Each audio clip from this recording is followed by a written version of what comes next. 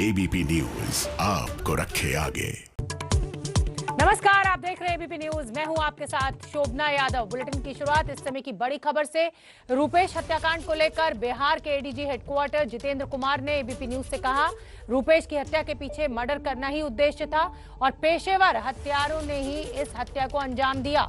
इस कांड की जांच के लिए एसआईटी, एसटीएफ और एफएसएल की टीम लगी हुई है। पुलिस की तरफ से हुई लापरवाही भी जांच के दायरे में है। एक बड़ा बयान एडीजी रैंक के ऑफिसर की तरफ से रूपेश हत्याकांड को लेकर। एडीजी हेडक्वार्टर है जितेंद्र कुमार, उनका कहना है कि पेशेवर हत्यावरों ने ही ये हत्या की है। इसका मतलब कोई सुपारी भी ली जा सकती है, किसी विवाद के चलते हो सकता है उनकी हत्या की गई हो। अब ये साफ हो जाता है कि लूट कोई मकसद नहीं था, हत्यारे हत्या करने ही आए थे। रूपेश हत्याकांड को लेकर के अब तक पुलिस की तरफ से क्या कार्रवाई हुई है, हमारे साथ बात करने के लिए हैं जितेंद्र जी, हेडक्वार्टर आप एडीजी हैं। ये बताइए कि अब तक रूपेश हत्याकांड में क्या कोई सुराग मिला है पुलिस को? इसके बारे में बता दूं कि कल ये घटना हुई है, तो इस संबंध में शास्त्रीनगर थाना में अज्ञात के विरुद्ध कांड दर्ज किया गया है। इमीडिएटली अनुसंधान प्रारंभ किया गया। अनुसंधान के लिए जो है वरीय पदाधिकारी सभी घटनास्थल पर तुरंत पहुंचे। उन्होंने घटनास्थल का निरीक्षण भी किया। इसके लिए विशेष अनुसंधान दल का गठन किया गया है सिटी एसपी के नेतृत्व में, जिसका अनुश्रवण क्षेत्रीय महानिरीक्षक कर रहे हैं। साथ ही मुख्यालय स्तर से भी इसके अनुसंधान पर पैनी नज़र रखी जा रही है। अपराध अनुसंधान विभाग और एफएसएल, इनका भी सहयोग जो है उनको उपलब्ध कराया गया है। वैज्ञानिकों द्वारा जो है घटनास्थल का भ्रमण भी किया गया है, सूत्रों का विश्लेषण भी किया जा रहा है और एसटीएफ की तैनाती भी इसमें अपराधियों की पहचान और उनकी गिरफ्तारी के लिए की गई है।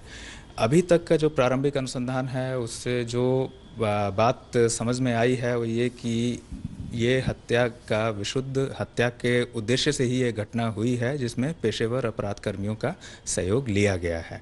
उन अपराध कर्मियों की पहचान के लिए हमारी जो है टीम सूत्रों के आधार पर अब कार्रवाई प्रारंभ कर चुकी है। मृतक छपरा जिला के रहने वाले थे और यहाँ पर एयरलाइंस के व्यवसाय में जो है थे, तो इसलिए इन एंगल्स पर भी जो है अनुसंधान हमारा जो है चल रहा है कि क्या इसका उनके गृह जिला से इसका संबंध हो सकता है अथवा इनके व्यवसाय से इसका संबंध हो सकता है। तो इनके जो भी सूत्र थे और जो भी इनके संपर्क और ताल्लुकात आदि थे, उनका भी विश्लेषण किया जा रहा है ताकि हमें इसमें अनुसंधान में मदद मिल सके और हत्या के उद्देश्यों तक हम पहुंचने में हम सफल हो सकें। पर एक सवाल उठ रहा है कि आप पुलिस, बिहार पुलिस दावा करती है कि चप्पे चप्पे पर मोबाइल पुलिस होती है, तमाम जगहों पर जिप्सी की तैनाती की जाती है, चेकिंग होती है, और ये ऐसा भी नहीं था कि कोई ऑड आवर्स में हत्या हुई है। ये शाम में 7 बजे हत्या हुई है। अमूमन बाजार में चहल पहल भी होती है। तो क्या उस वक्त उस जगह पर इन लोगों की तैनाती थी या नहीं थी, और अगर नहीं थी तो क्या पुलिस कुछ कार्रवाई करने वाली है ये पूरी व्यवस्था पर? अनुसंधान के दौरान ना सिर्फ हम लोग इस हत्या के कारणों पर की जो है पड़ताल करेंगे, बल्कि ये भी कि क्या कोई विफलता तो नहीं रही थी या अथवा कहीं से कोई चूक तो नहीं हुई थी, तो वो भी जो है हमारे प्रशासनिक जांच के दायरे में रहेंगे। उन मुद्दों पर भी जांच की जाएगी। अब तक क्या किसी की गिरफ्तारी या किसी को हिरासत में लेकर पूछताछ की गई है? क्योंकि लोग जानना चाहते हैं कि हाई प्रोफाइल मर्डर है। रुपेश जो हैं वो काफ़ी हाई फाई लोगों से कनेक्टेड थे, बड़े लोगों से उनके ताल्लुकात भी थे। तो क्या इस बारे में किसी की गिरफ्तारी या कोई हिरासत में? अभी तक किसी की गिरफ्तारी इसमें जो है इस कांड में नहीं की गई है और इस कांड को, क्योंकि ये पटना शहरी क्षेत्र में घटित हुआ है, इसलिए इसको बहुत गंभीरता से लिया गया है और इसके अनुसंधान पर हम लोगों की पैनी नज़र है और शीघ्र ही इसका खुलासा हो सकता है, इसकी हमें उम्मीद है और उसके लिए हम लोग बिल्कुल प्रयासरत हैं।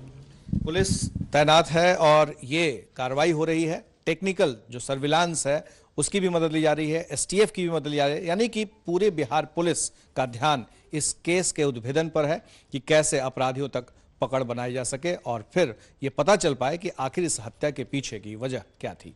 हमारे सहयोगी शैलेश के साथ प्रकाश कुमार, एबीपी न्यूज।